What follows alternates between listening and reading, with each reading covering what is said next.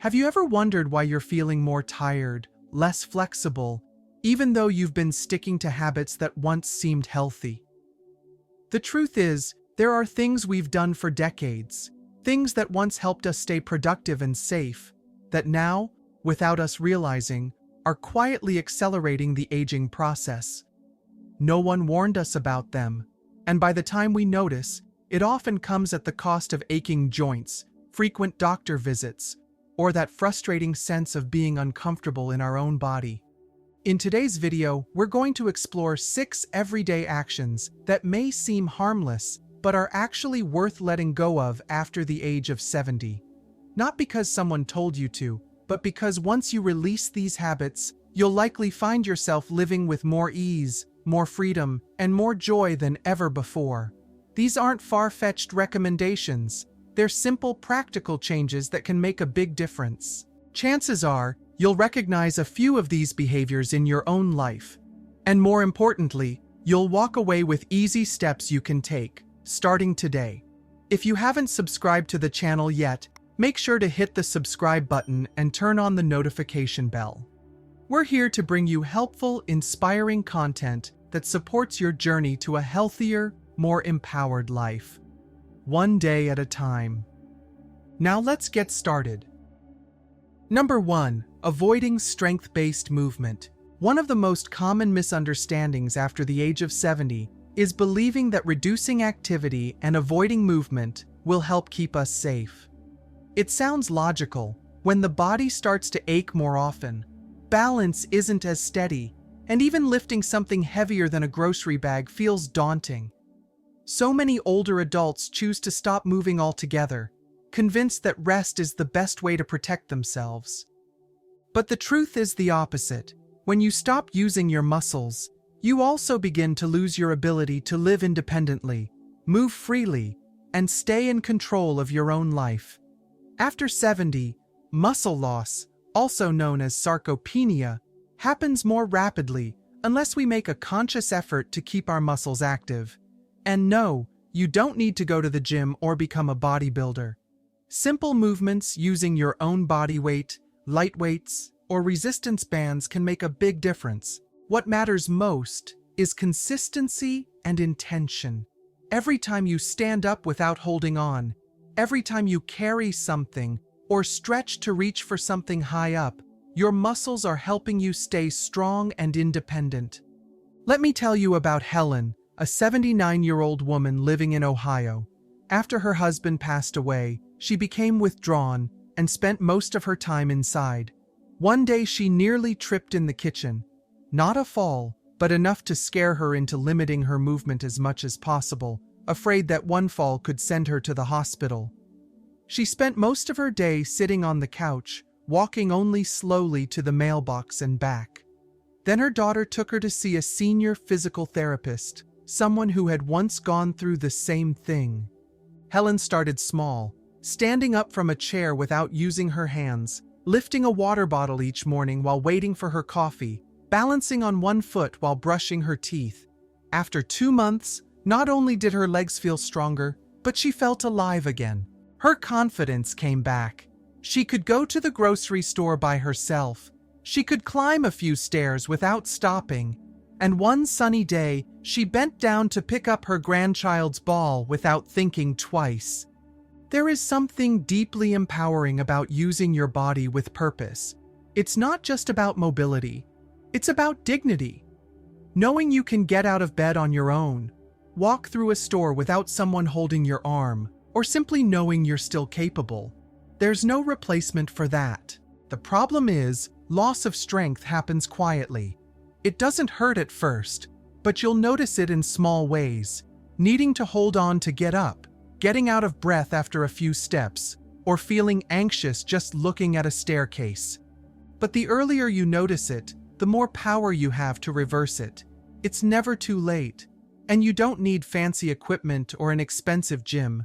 You just need to decide that maintaining your strength each day matters more than sitting still to stay safe. Number 2. Eating like you did in your 40s. One issue that many people face after turning 70, without even realizing it, is that they continue eating the same way they did when they were younger. Same meal times, same portion sizes, same familiar dishes they've enjoyed for decades. Pot roasts, mashed potatoes, sweet desserts, bringing comfort and nostalgia. For a long time, that way of eating might have worked just fine. But the truth is, your body at 70 is not the same as it was at 40 or 50. Your metabolism has slowed down, your digestive system isn't as efficient as it used to be, and your nutritional needs have changed.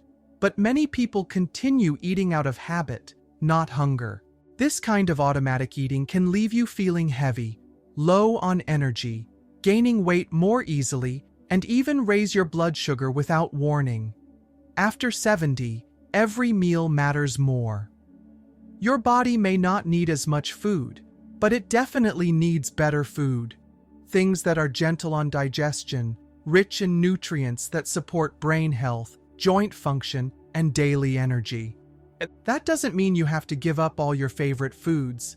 It just means shifting how you approach meals, cutting back on heavy items like red meat, refined carbs, or packaged snacks, and adding more vegetables, fresh fruits, healthy fats, and easy-to-digest proteins. Smaller, balanced meals, rather than 3 big ones, can help your body function more smoothly without that sluggish, bloated feeling afterward. Let me tell you about Bill, a retired teacher, 76, living in Oregon. For most of his life, he ate 3 big meals a day: pancakes for breakfast, grilled cheese and fries for lunch, and steak for dinner. He never thought much about it until he started feeling tired in the afternoons, sleeping poorly at night, and noticing erratic blood sugar levels. Instead of giving him a long list of restrictions, his nutritionist suggested a few small changes: a lighter breakfast with boiled eggs and fruit, cutting back on meat at dinner, adding greens, and drinking more water throughout the day. Within a few weeks, Bill noticed his pants felt looser, but more importantly, his mind felt sharper, his body felt lighter, and he had his first good night's sleep in months. The point here isn't strict dieting, it's adjustment. Just like you wouldn't wear shoes from your 30s anymore, your old eating habits might not suit your body today. Eating less doesn't mean giving things up. It means eating smarter, fueling your body, boosting your energy, and helping your mind stay clear. When you eat with awareness and purpose, you begin to feel a real difference. More energy, sharper thinking, and a more stable mood. It's something rarely talked about, but incredibly important. After 70, what you eat doesn't just affect your weight, it touches your sense of dignity. It's about choosing what supports the version of yourself you are now. You're not giving up the joy of food. You're rebuilding a healthier, gentler relationship with it. Knowing what makes you feel good, what helps you fully live your day without being weighed down. If you're still watching and found this helpful, leave a number 2 in the comments so I know we're on this journey together. And if you haven't subscribed yet, hit that subscribe button and turn on the bell so you won't miss the next videos we create just for you. Now, let's keep going. Number 3, pulling away from social connection.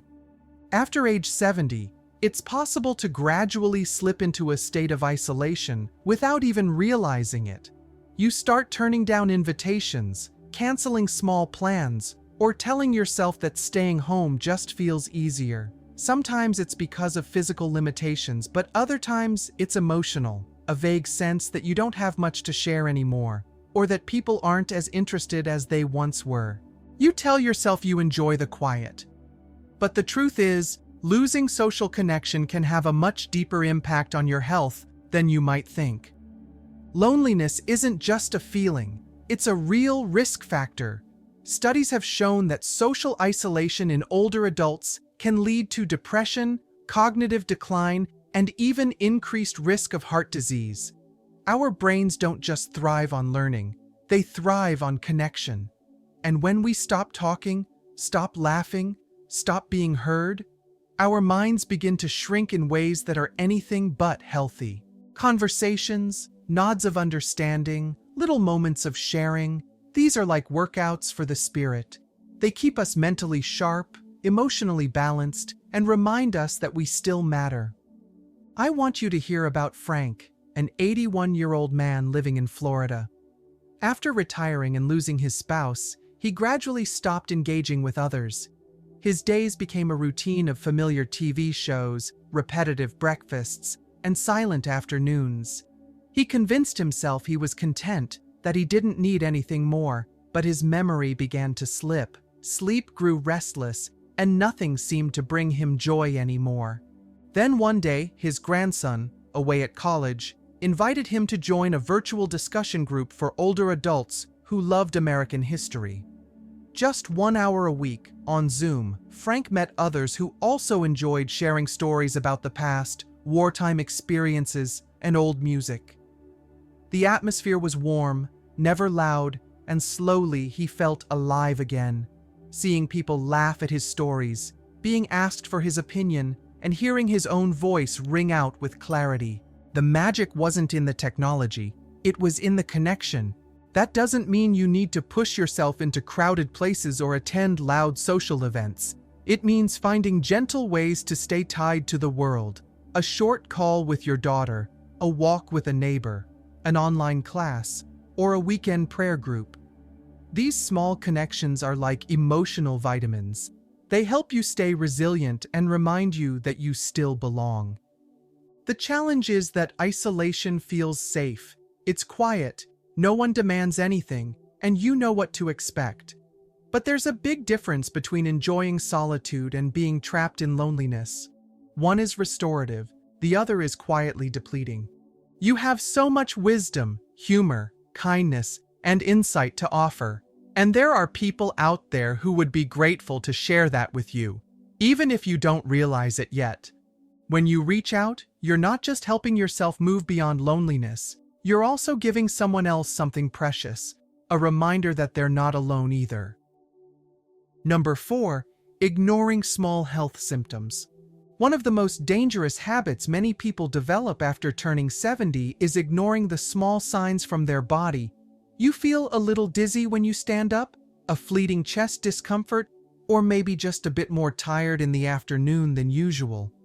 You tell yourself, it's just age, that it's nothing serious, and you don't want to bother anyone. And, to be honest, the idea of sitting for hours in a doctor's waiting room isn't exactly appealing. But the truth is, those little signs are sometimes the body's early warning system for something much bigger. As we age, our bodies become more vulnerable, but they also speak to us more clearly if we're willing to listen. What you might have brushed off at 40 or 50 could be the first sign of something important at 70 or 80. Mild swelling in your ankles? It could be a message from your heart. A moment of confusion or getting lost on a familiar street. That's not just normal forgetfulness.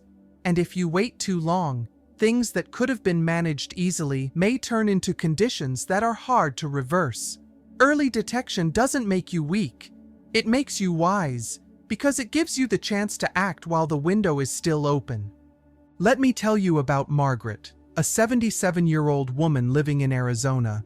All her life she was the type who handled things well, never wanted to trouble anyone, never complained, and rarely went to the doctor unless absolutely necessary. When she started to notice blurry vision and tingling in her fingertips, she chalked it up to aging. But her granddaughter, a nursing student, encouraged her to get checked, and it turned out Margaret was in the early stages of diabetic neuropathy. Because she caught it early, her doctor helped her adjust her diet and begin gentle exercises to improve circulation. Margaret didn't need strong medications, and she could still take care of herself. The doctor made it clear, if she had waited a few more months, her condition could have become irreversible. You are the one who knows your body best. If you feel something is off, something is not quite right, then you have every reason to act, not because you're weak, but because you're responsible for your own well-being. Remember, health problems don't always show up with flashing lights and sirens.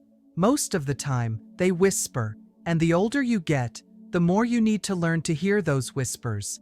Because early response can mean quicker recovery, fewer medications, and a much better quality of life.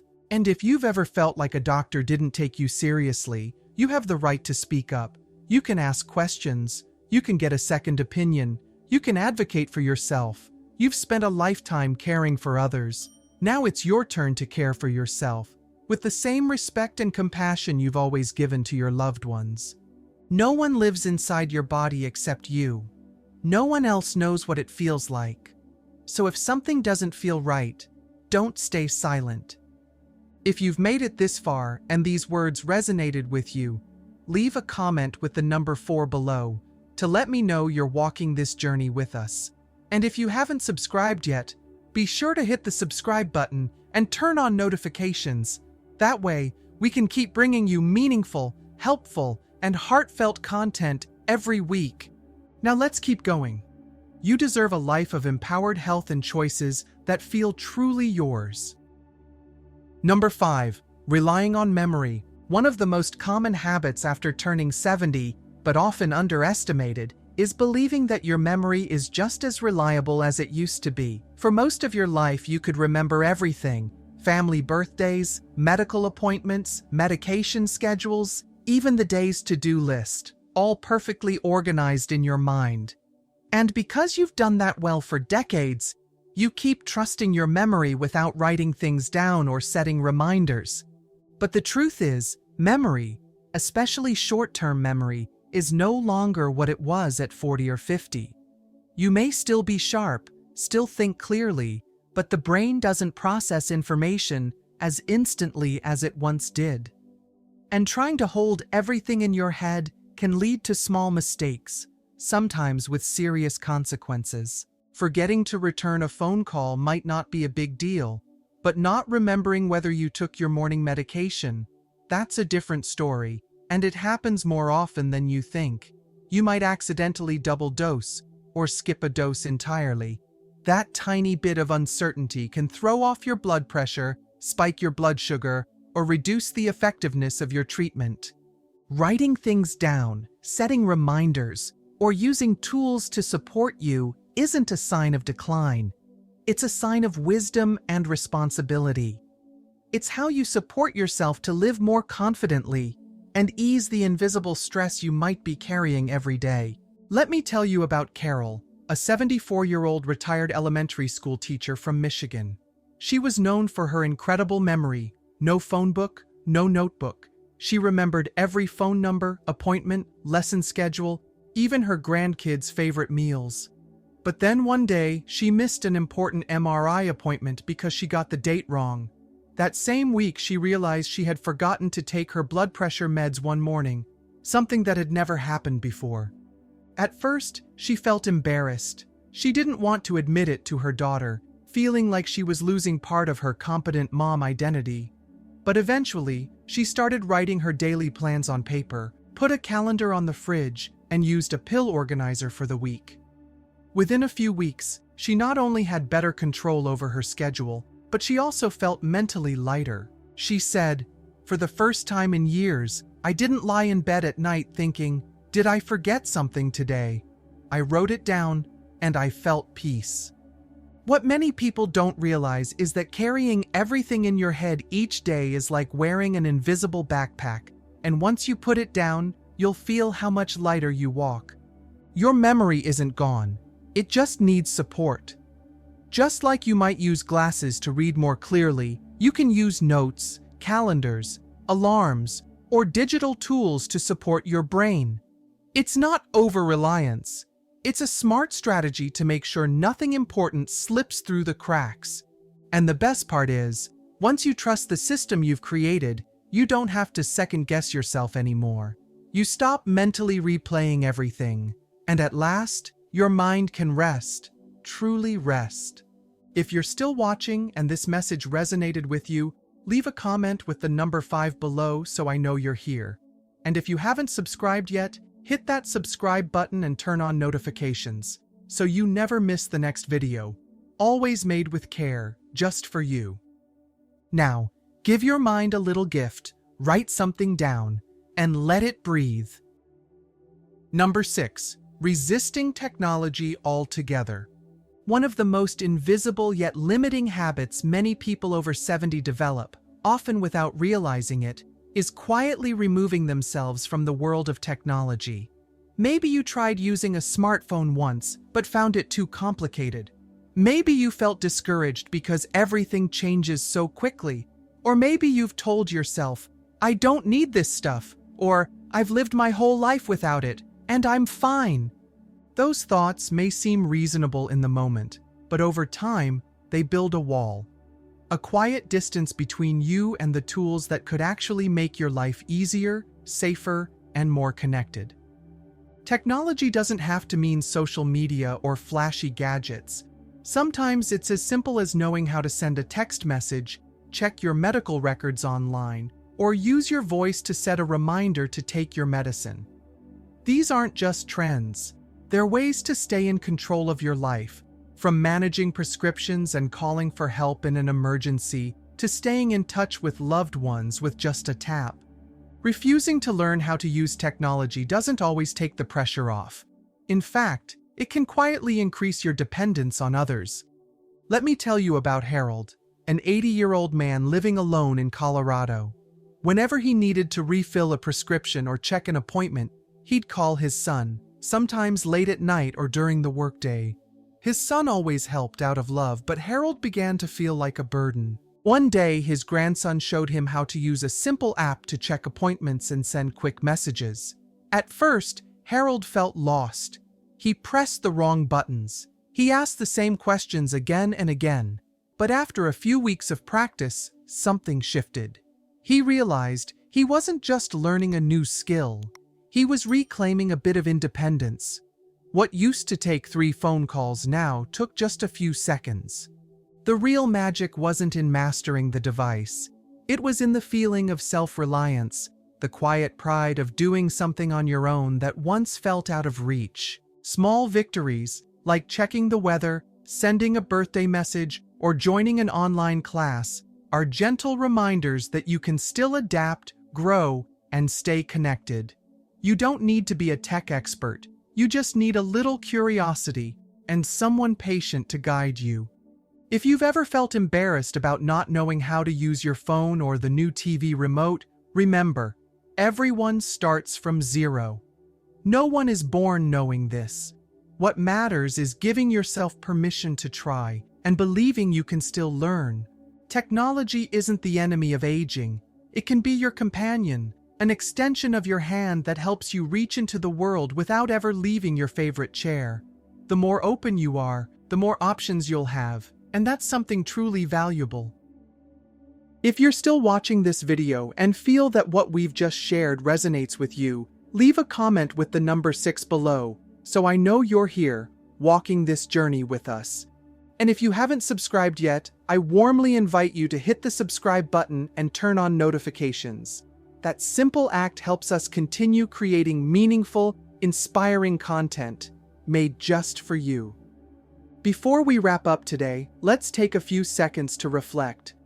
Among the 6 things we've explored together, was there one that made you realize you've been holding on to it? A habit you once thought was harmless, but now see has quietly drained your energy, your confidence, or your joy. No one handed us a manual for life after 70, and because of that, we sometimes fall into patterns that feel safe, but slowly make us more dependent, passive, or disconnected.